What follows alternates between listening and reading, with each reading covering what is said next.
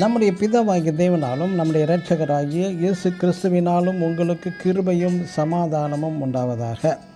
கிறிஸ்து இயேசுவுக்குள் அன்பான சகோதர சகோதரிகளே, இன்று நாம் தியானத்துக்கு எடுத்துக்கொள்ள இருக்கிறதான வேத வசனம் ரோமர் 13ஆம் அதிகாரம் 12ஆம் வசனம். இரவு சென்று போயிற்று, பகல் சமீபமாயிற்று. ஆமென். இன்றுள்ள கிறிஸ்துவ குடும்பங்கள் புலம்பல்கள் நிறைந்து விட்டது அவர்கள் குடும்பங்களில். சாரி பிரதர், எனக்கு ஜெபம் செய்யவே நேரம் கிடைக்கவில்லை என்பார்கள், வேதம் வாசிக்கவும் முடியவில்லை என்பார்கள் என்றும் சிலர் ஆலயம் கூட செல்ல நேரமில்லை என்றும் சொல்வார்கள். ஆம், அந்தகாரம் என்ற இருளிலிருந்து உன்னை பிரித்தெடுத்த தேவனை ஸ்தோத்திரிக்க நேரம் இல்லையா? இருள் கண்களை குருடாக்கி விட்டதா? அதனால் போகும் இடம் அறியாமல் போய் கொண்டிருக்கிறோமா?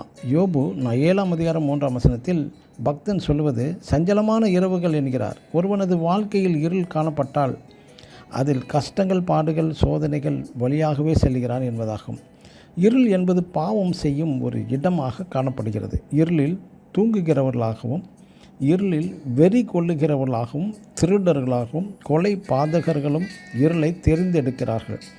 மிருகங்கள், புழு பூச்சிகள் நடமாடுவதும் இருளை தான் தேர்ந்தெடுக்கிறது.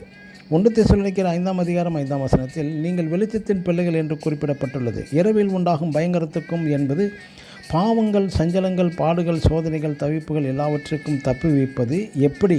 அதற்கு வழி உண்டா? அது என்ன? சங்கீதம் 6ஆம் அதிகாரம் 6ஆம் வசனத்தின்படி இரவு முழுவதும் என் கண்ணீரால் என் படுக்கையை ஈரமாக்கினார் தாவீது. ஏன்? ஜெபம் செய்வது தேவனோடு இடைப்படும் நேரம் இது. அநேக இரவுகள் இயேசு கிறிஸ்துவும் தனியாக பிதாவோடு உறவாடினதாக பரிசுத்த வேதம் நமக்கு சொல்லுகிறது. ஆம், நீங்களும் இராக்காலத்தில் காத்திருந்தால் அநேக ஆசீர்வாதங்கள் பெற முடியும். Treasure from the darkness. ராக்காலம் கடந்து பகற்காலம் வரப்போகிறது. பகற்காலம் என்பது இயேசு கிறிஸ்து வரும் நாள். எனக்கு அன்பான சகோதர சகோதரிகளை, ஒருவரும் கிரியை செய்யக்கூடாத ராக்காலம் வரப்போகிறது. அது எது? ஆம், அதுவே அந்த கிறிஸ்துவின் நாள். நீங்கள் வெளிச்சத்தின் பிள்ளைகளாக மாற வேண்டும். இயேசுவில் எவ்வளவேனும் இருள் இல்லை.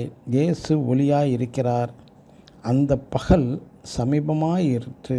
இயேசு சீக்கிரம் வரப்போகிறார். அவரை சந்திக்க நாம் ஆயத்தமாவோமாக. ஆமேன். God bless you.